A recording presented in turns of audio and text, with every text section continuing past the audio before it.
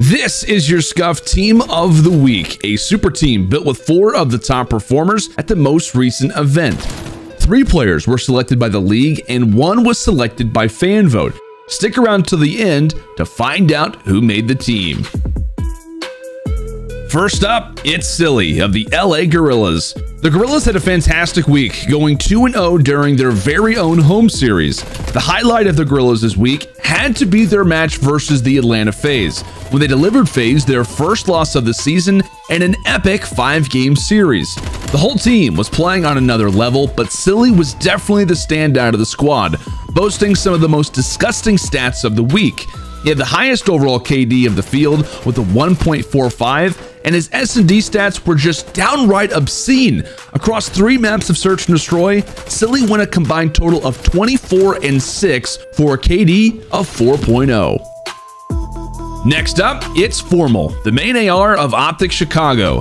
There's no doubt that the entire OpTic squad entered this week with a bit of extra fire after their 0-2 result in the week prior. The squad bounced back in convincing fashion, finishing out their last week of the stage with 2 much-needed wins. The team looked especially good in the Search and Destroys. Across 3 maps, they went 18-5 in round count, with Formal putting in some major work. Out of all the players this week, Formal posted the highest average damage and the highest average kills per round of S&D.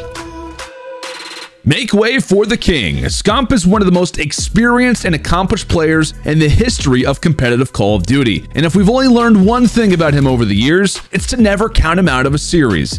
The end of Map 3 in OpTic Series versus the Dallas Empire was decided by a huge 1v1 between Scump and iLLeY, a duel that Scump actually ended up losing.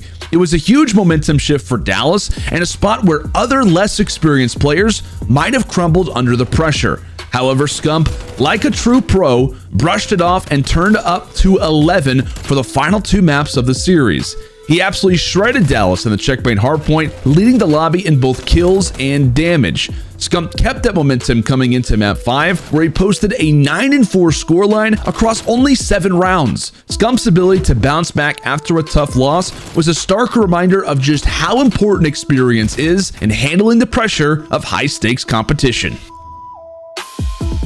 Our final player selected by fan vote is Standy of the Minnesota Røkkr. This is Standy's 2nd appearance on SCUF Team of the Week. Not bad, considering this was literally his 2nd week of playing in the CDL. In the previous week, he made some huge noise in his debut match after dropping a 1.52 versus OpTic Chicago. This week, the focus was on Røkkr's reverse sweep versus the Seattle Surge.